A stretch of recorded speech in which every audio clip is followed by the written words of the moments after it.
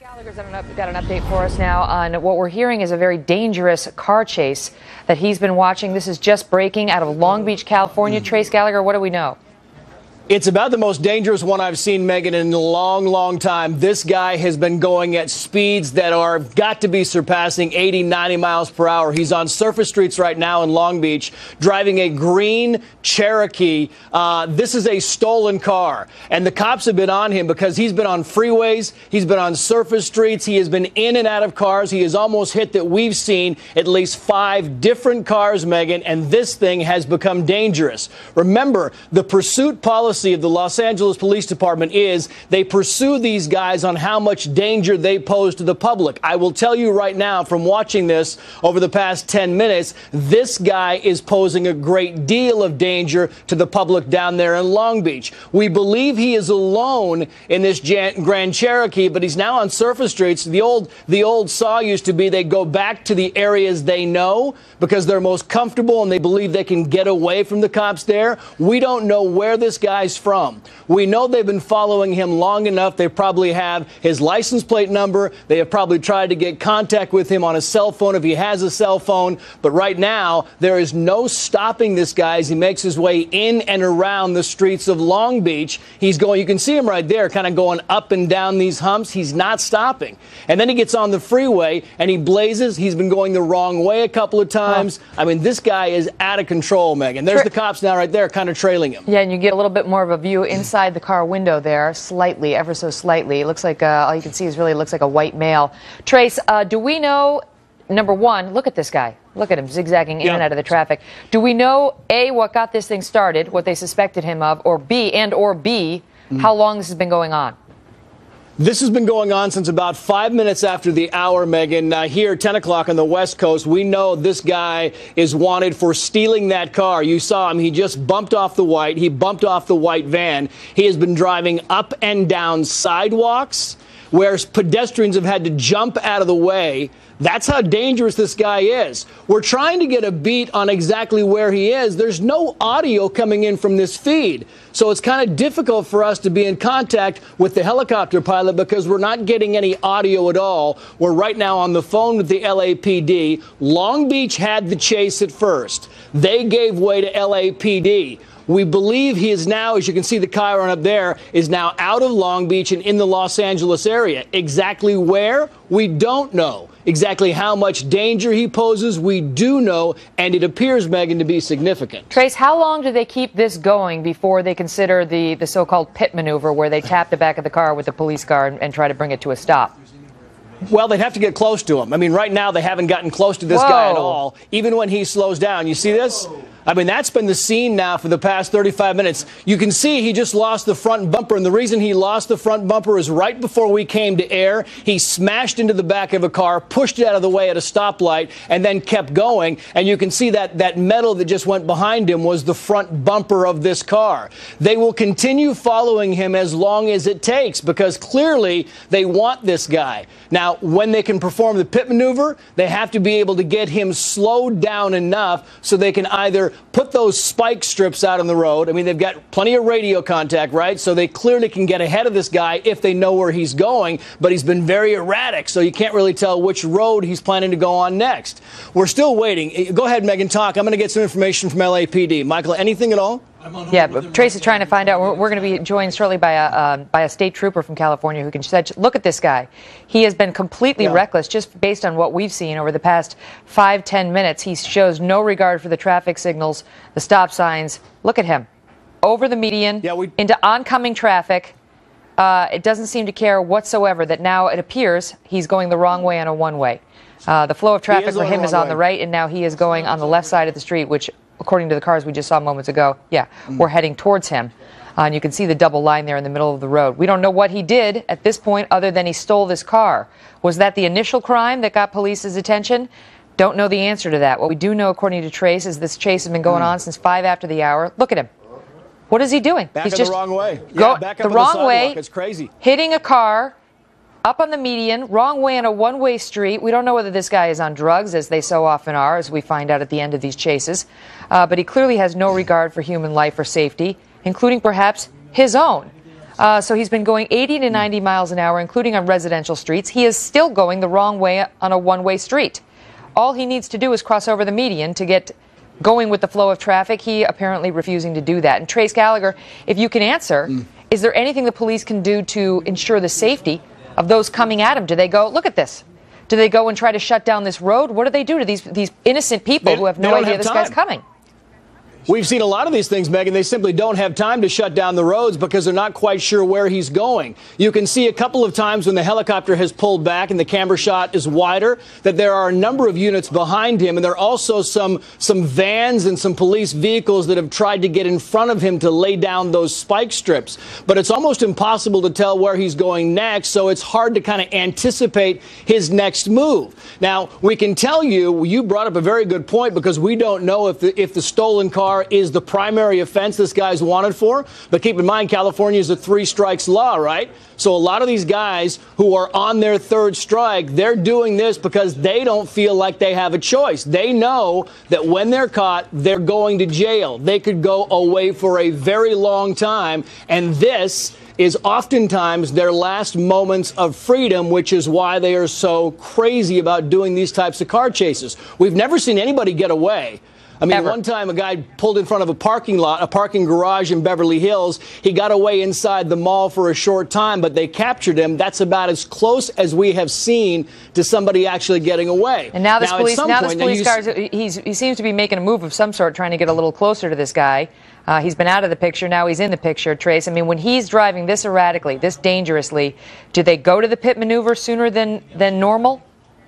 You go to it, but then again, you got to make sure that you have the safety of the police officer, and you can't do the pit maneuver when you're going at speeds of upwards 20, 35, 40 miles an hour right now. It needs to be down around 15, 20 miles an hour. They'll try and bump the car. Otherwise, you could have the officer involved in the ensuing traffic accident. You could have others involved in it, and you have to kind of weigh those risks, which is why, look, they'll follow this guy, and for the time being, they'll wait until he starts going at another high speed again, and then they'll be more aggressive in pursuing him. But you look at him, he hasn't stopped now. No. This is going on 42 minutes now, and this has been ongoing, and a number of times we have seen him pose major danger to people on the sidewalks, people on the roads, people driving the wrong way. You can see the shadows of the helicopter up there, Megan. We have 2 news helicopters. There are certainly police helicopters in the air as well. I'm going to let you tap into that local information, which sometimes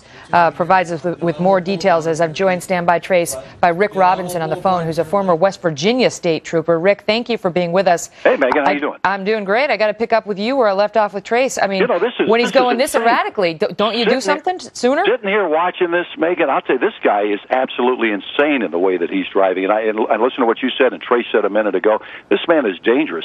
I'll tell you what, you can bet that supervisors are now thinking, do we need to roll up alongside this guy and shoot out the tires? That's something that we've actually never seen, but I've actually never seen anybody drive in such a crazy, what you mentioned just a few minutes ago, a willful, wanton disregard for the safety of others. This guy is dangerous. He's also parading. And we've seen this a number of times, where he's sending out a message. I'm a bad guy. Look at what I'm doing. I know I'm going to spend some time in jail or prison. I don't care. Look how tough I am. That's exactly what he's doing. And when they have that kind of an attitude, Rick, it's even more dangerous for the police, because if his desire is to go out with a blaze of glory, that's dangerous not just for the pedestrians and the drivers around him, but most of all, perhaps, for the police officers chasing him. Well, we've got to worry about our safety, because if something happens to us, then we're out of commission, and we actually become a part of the problem. So if you wreck yourself, then they're going to have to deal with that accident and continue the pursuit. So you've got this officer that's immediately behind. He's probably the officer who first spotted this guy. And I'm guessing that the officer immediately behind him would be the supervisor. He's the one that's kind of looking at the total picture and making these decisions.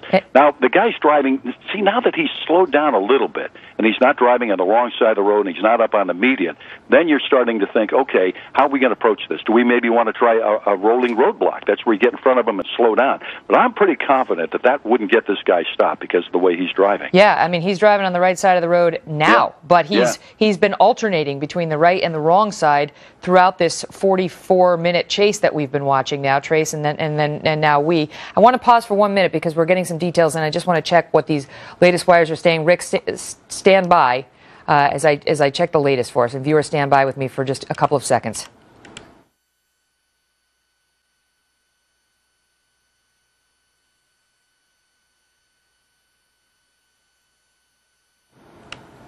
All right, yeah, indeed. It's just as Trace told us, that this is a green Cherokee believed stolen by police, that it's almost hit 5 cars at least. We've seen at least that on the air together.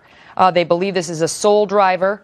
We saw with our own eyes it appears to be a white male, that he's been going up and down the sidewalks, crossing over the medians, that he has been, as Rick Robinson just put it, parading rather brazenly through the streets of Long Beach and Los Angeles.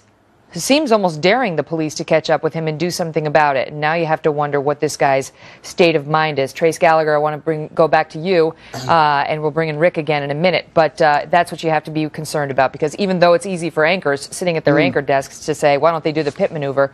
I'm not the guy who has to put his life on the line to try to hit a car that's moving at sometimes 80, 90 miles an hour. Yeah, and that's the truth, Meg. I mean, you look at this whole scene right now. We just found out that this guy is near the Lakewood Shopping Center north of Long Beach. He's approaching State Road. It's a very busy time of day. We're approaching about 10 minutes to 11. You're going to start to get into that lunchtime rush hour, and that's when things go, whoop, there goes the feed on this thing. Again, we had a couple of different chopper scenes. Back. One, our NNS affiliate, KABC, and it's back. There it goes. And we missed something there because, okay. Spun out. Yeah, and then you'll see it. You'll see the cops. They won't get close to this guy. They'll get behind their doors. They will point their guns at this guy, and then they will make sure that he gets out, gets down on the ground. We've seen this a number of times before. They're not going to approach him. They're going to try and stop this guy. See the guy who's making the U-turn? They don't want that guy to move either. They don't know if the guy's armed is the problem, Megan, because this is a stolen car. They're uncertain of exactly what this guy has in there. Clearly, he's desperate, which is why you can see all the police officers behind their doors until they find out exactly what his intentions are. They'll get him out, they'll get him on the ground, and they'll finish this thing once and for all. And now they're saying, now just this latest update, the information obviously is fluid, and we don't really know what it is we're watching, but now they say that they believe 2 people may be in the vehicle, and that they said the front driver's side tire is flat. That could have been what led to him, spinning out, which is what finally brought him to a stop. Now it looks like he's exited the vehicle, Trace. Are you seeing that too? It's coming out. We are seeing that. Now we're being told there might be 2 people. You said, Megan, 2 people in this car. Yeah, there's no passengers. There is 1 passenger. You see him get out. Then they'll call the passenger out. It's kind of a one-at-a-time thing to make sure they do this individually. They will watch him now. He's going right in the middle of the road. They'll tell him to get down. He will lay down, put his hands behind his back, and only then will police approach him and arrest this person who was driving so erratically. Oh, I'm sorry. This is a woman, Megan. This is a woman who was driving this car. We said white male. Driving. Apparently, I'm being told it was a woman, right? Yes. Yeah, this was a woman driving. You see her get down. We've seen a bunch of these. We very seldom see women involved in these high-speed chases. We don't know who the passenger is yet, but the driver, if any, is a woman. Yeah, this is so rare. Yeah. It's almost always a guy. We'll get the feedback in a second. There it is. Hold on. I'm watching it here on the side as you guys are watching it with me. But you can see, obviously, despite her defiance as she was going 90 miles an hour on pedestrian roadways against the flow of traffic, Trace, she's rather compliant now. Yeah, she is. And there is 1 passenger. You see the passenger getting out, and I believe like that's another woman. Another woman. Wow. She will go down as close as they can get these 2 together. They'll get them down so they can go and arrest both of them. And wow. let me just ask Rick Robinson. Do we still have Rick? Yes, go ahead. Okay, Rick. What are the police doing now? What's their next move? They get them to lie down, and then what? It's interesting because what you want to do is have them turn around exactly like she's doing and have them walk backward, which I'm guessing is probably what they're going to do. She's not talking to the person who was driving the vehicle. They're telling her precisely what they want her to do. You want their back to you so that they can't see exactly where you are. Then they'll probably have her kneel down and then get on the ground. And it's a felony technique, and it's to keep you safe. Now they've got her walking backward. Now they'll probably have her kneel down, and it's really about the safest way that you can do it. Giving them direct orders. Now, there's also, as you remember, one of the officers, at least one cruiser that we saw on camera anyway, got in front, so you can see the front of them, that they're not pulling a gun out of their waistband, because that's one of the things you're always concerned about. But, boy, you're right. I have never Never seen one where there were two women in the vehicle. Typically, if there's a woman driving, the guy is driving her forward. He's screaming, do this, do that, and she's frightened and maybe just as much involved. But I have never seen one with two women, especially driving in such a reckless disregard. Yeah, it's got a Thelma and Louise feel to it. But look at them now, Rick. Different story. Once they actually catch you, different story. However, you can see the police moving over to the vehicle now that the women were driving. Obviously, they need to be concerned about what might be in the back seat or the trunk of that car. Yeah. Exactly. That's always a concern. What happens, too, is sometimes you get distracted. You in essence, get tunnel vision, even though we're trained to see the big picture, to look around and always expect if you got two people you're looking at, there's at least one more, maybe several more that you don't see. But it is easy when you get so focused on something like that, because it is so deadly, so dangerous for a law enforcement officer, and you got to worry about everybody around. Because if they decide to pull their gun out and shoot, you've got to worry about where are their bullets going. All right, now they're approaching the two women. So is that the protocol? Go first to the car, then to the suspects? Well, you see, they had them contained right there. So the way they've done it, I don't know that I would say that that's the way you would always be done, but it was a good technique. It worked, and that's what counts. You got to make sure there's not a third perpetrator, I guess, in the back of the car who's going to come after you once you try to effect the arrest. And you also have to worry about, in some cases, and I don't think in this, though, because it didn't appear, there are other vehicles that are involved. And so you're focused on the one vehicle that these ladies were in, and they've got a friend someplace. There are officers occasionally you read about who have somebody pull over the side of the road, and their dirtbag buddy is somewhere down the road and hits the police officer and kills the police officer. And before I let you go, Rick, I got to ask you, obviously it appears there may have been a stolen car involved here. What other charges are these two looking at now? Well, almost everything that I can think of is a felony. Because you've evaded the pursuit, you've driven with, as we talked about, reckless disregard, and there's at least a dozen. But you got to be careful. One note: if you charge them in that shotgun effect with absolutely everything they did, sometimes juries look at that as, what's this deal? You've got all these charges on them. Sometimes it's a smarter decision to pick the 1, 2, or 3 charges that are the strongest and go with those. Well, let's be thankful that, at least from how it appears right now, they didn't kill or hurt anybody. Thank God. This obviously could have gone a lot worse. So congrats to the LAPD and the Long Beach Police Department for bringing this to a successful and peaceful end. Rick, thank you. Trace Gallagher, thank you. You bet.